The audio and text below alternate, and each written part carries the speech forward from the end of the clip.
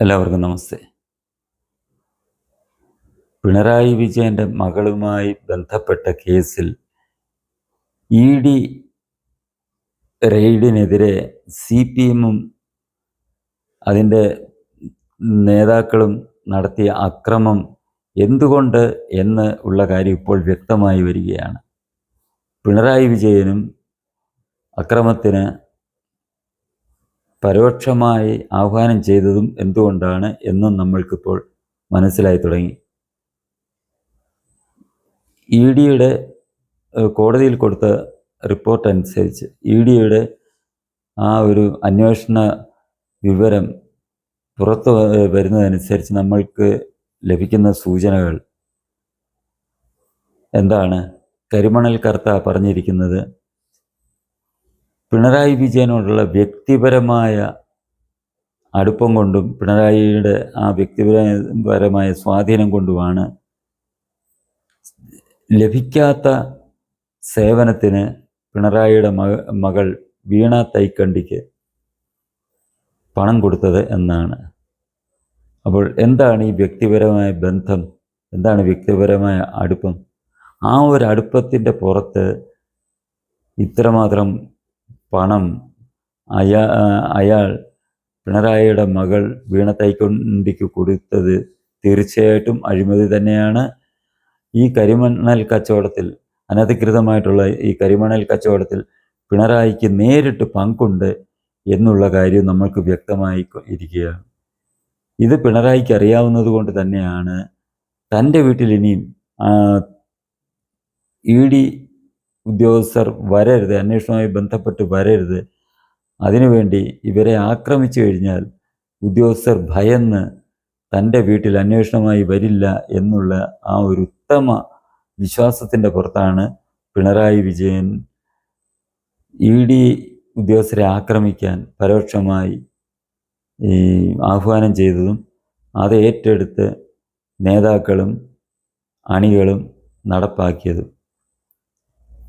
നമ്മൾ എല്ലാം അനുഭവിച്ചുകൊണ്ടിരിക്കുകയാണ്. പിണറായി വിജയൻ്റെ ഈ 10 വർഷത്തെ ഭരണത്തിൽ കേരളത്തിലെ ജനതയുടെ നരകയാതന. ഖജനാവ് മൊത്തം കൊള്ളയടിച്ചു. സർക്കാർ ജോലികളിൽ സ്വന്തം പാർട്ടിക്കാർ, ഒരു യോഗ്യതയില്ലാത്തവരെ പുറംവാതിലിലൂടെ തിരികെ കയറ്റി, അർഹതപ്പെട്ട PSC പരീക്ഷ എഴുതി കാത്തിരുന്നവരെ വെള്ളത്തിലാക്കി. അവർ ദിവസങ്ങളോളം ഏതൊക്കെ രീതിയിലാണ് നമ്മളുടെ എല്ലാം മനസ്സിനെ വളരെയേറെ വിഷമിപ്പിക്കുന്ന രീതിയിലുള്ള സമര നടപടികളുമായിട്ടായിരുന്നു ഈ ഉദ്യോഗാർത്ഥികൾ മുന്നോട്ട് പോയത്.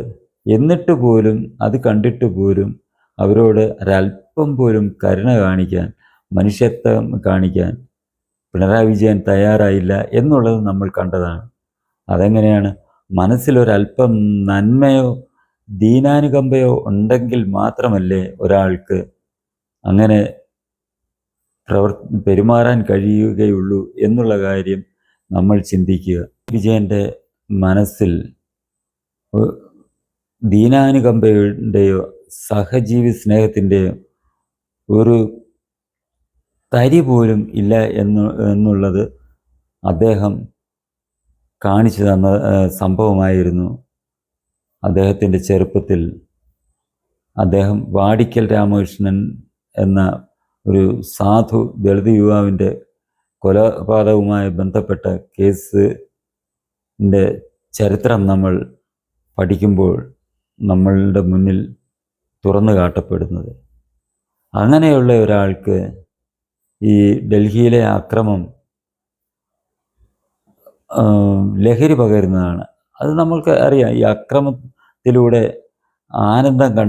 അക്രമം കാണുമ്പോൾ ആനന്ദം കണ്ടെത്തുന്ന ഒരു മനസ്ഥിതിയാണ് പിണറായി വിജയനുള്ളത് എന്നുള്ള കാര്യം അദ്ദേഹം മുഖ്യമന്ത്രിയായി ഇരിക്കുമ്പോൾ നടത്തിയ നവകേരള യാത്രയുമായി ബന്ധപ്പെട്ടുണ്ടായിട്ടുള്ള സംഭവങ്ങൾ നമ്മളുടെ മുന്നിൽ തുറന്നു കാട്ടുന്നുണ്ട്.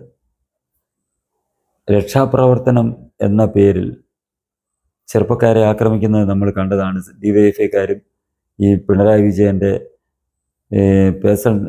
പേഴ്സണൽ സ്റ്റാഫിൽ ഉള്ളവരും അദ്ദേഹത്തിൻ്റെ അംഗരക്ഷകരായിട്ടുള്ള പോലീസുകാരും ഹെൽമെറ്റ് കൊണ്ടും ചെടിച്ചട്ടി കൊണ്ടും അതിക്രൂരമായി തലയടിച്ചു പൊളിക്കുക, അവരെ കൊല്ലാൻ ശ്രമിക്കുക.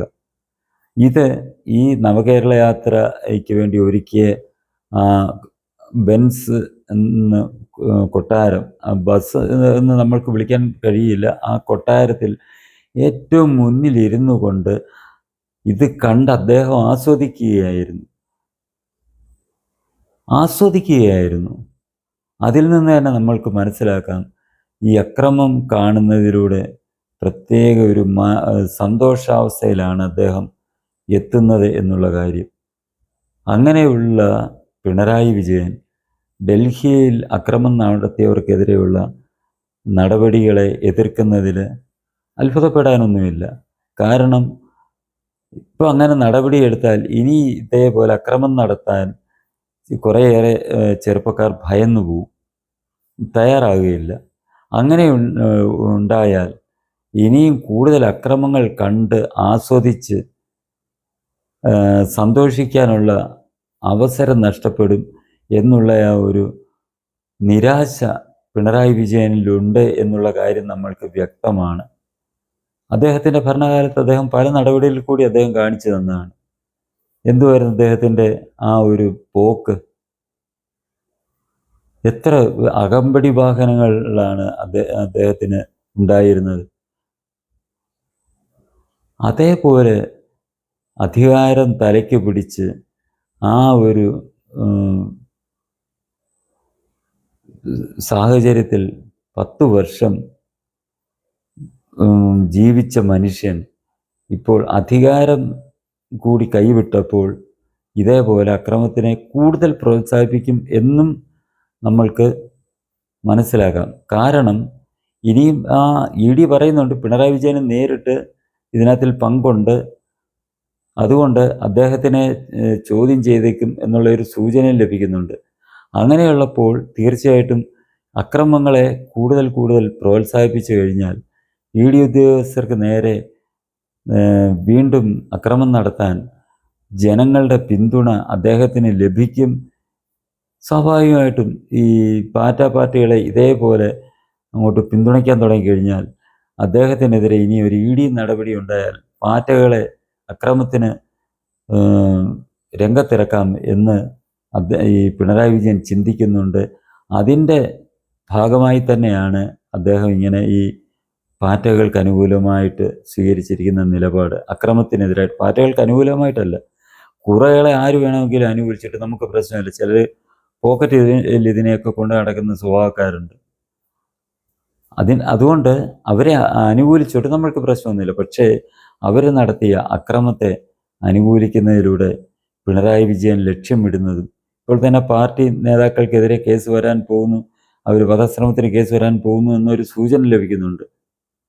അപ്പോൾ ഈ പാർട്ടികളെ ഇറക്കി വിട്ടു കഴിഞ്ഞാൽ, കുറേ പണം അവർക്ക് കൊടുത്തു കഴിഞ്ഞാൽ അവരെന്ത് അക്രമത്തിനും തയ്യാറാകും എന്ന് നമ്മൾ ഡൽഹിയിൽ കണ്ടതാണ്. അങ്ങനെയുള്ളവരെ തൻ്റെ ആവശ്യത്തിനായി പുറത്തിറക്കാം, രംഗത്തിറക്കാം എന്നായിരിക്കാം പിണറായി വിജയൻ ഇപ്പോൾ അക്രമികളെ പിന്തുണയ്ക്കുന്നതിലൂടെ ലക്ഷ്യമിടുന്നത് എന്ന് വേണം നമ്മൾ സംശയിക്കേണ്ടത്. ഈ ചാനൽ നിങ്ങൾക്കിഷ്ടമായെങ്കിൽ ഇത് വളരാനായി നിങ്ങൾ സഹായിക്കുക. ചാനൽ നിങ്ങളുടെ സുഹൃത്തുക്കൾക്ക് ഷെയർ ചെയ്തുകൊണ്ട് ഇതിൻ്റെ ഒന്ന് ലൈക്ക് ചെയ്യുകയും ഇതിൽ വരുന്ന വീഡിയോകൾ ലഭിക്കുന്നതിനായി ബെൽ ബട്ടൺ അമർത്തുകയും ഒപ്പം തന്നെ നിങ്ങളുടെ അഭിപ്രായങ്ങൾ കമൻറ്റ് ബോക്സിൽ രേഖപ്പെടുത്തുകയും ചെയ്യുക.